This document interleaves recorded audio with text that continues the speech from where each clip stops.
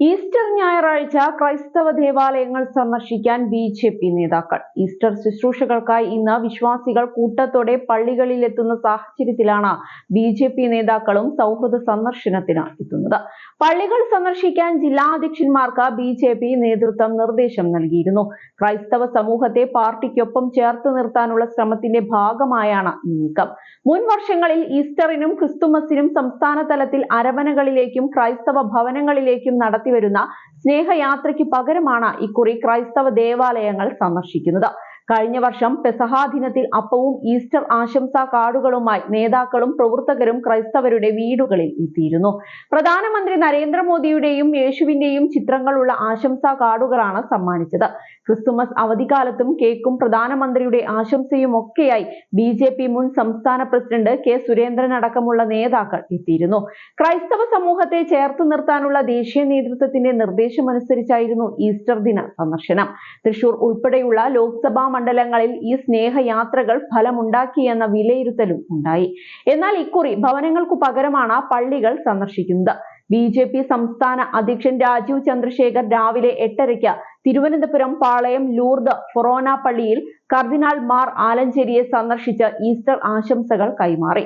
മുൻ വർഷങ്ങളിൽ ഈസ്റ്ററിന് 10 ദിവസം മുൻപേ തന്നെ സ്നേഹയാത്ര വ്യാപകമായി സംഘടിപ്പിച്ചിരുന്നു.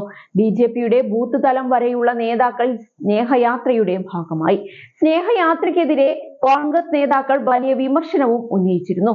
ഇക്കുറി സ്നേഹയാത്ര ഇല്ലെന്നത് വാർത്തയായിരുന്നു.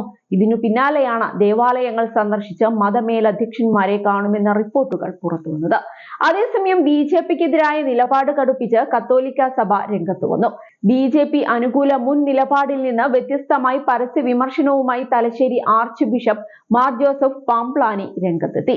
മതേതരത്വം ഭരണഘടന രാജ്യത്തിന് നൽകുന്ന ഏറ്റവും ശക്തമായ ഉറപ്പായിട്ടും ഇഷ്ടപ്പെട്ട മതത്തിൽ വിശ്വസിക്കാനുള്ള അവകാശം നിഷേധിക്കപ്പെടുകയാണെന്നും ജബൽപൂരിലും മണിപ്പൂരിലും ഇതാണ് സംഭവിക്കുന്നതെന്നും അദ്ദേഹം വിമർശിച്ചു. കണ്ണൂർ നഗരത്തിൽ കോട്ടയം, കണ്ണൂർ രൂപതകളിലെ ബിഷപ്പുമാർ കൂടി പങ്കെടുത്ത സംയുക്ത കുരിശിന്റെ വഴിയുടെ സമാപന ചടങ്ങിൽ സംസാരിക്കവെയാണ് ബി.ജെ.പിക്കെതിരായ ഈ വിമർശനം. കുരിശിന്റെ വഴി നടത്താൻ സാധിക്കാത്ത എത്രയോ നഗരങ്ങൾ ഇന്ത്യയിലുണ്ട്. ഇത് വിശ്വാസികൾ തിരിച്ചറിയണം. അർഹതപ്പെട്ട അവകാശങ്ങൾ നിഷേധിക്കപ്പെടുന്നു. ക്രിസ്ത്യാനിയായ ഒറ്റ കാരണത്താലാണ് ഈ പീഡനങ്ങളെല്ലാം. വിശ്വാസികളെ രാജ്യദ്രോഹികളായും സാമൂഹിക വിപത്തായും ചിത്രീകരിക്കുന്നു. മതവും രാഷ്ട്രീയവും ഒന്നാകുമ്പോൾ സത്യവും നീതിയും നിഷേധിക്കപ്പെടുകയും നിഷ്കളങ്കർ നിഷ്ഠൂരമായി കൊല ചെയ്യപ്പെടുകയുമാണെന്ന് പാംപ്ലാനി വിമർശിച്ചു.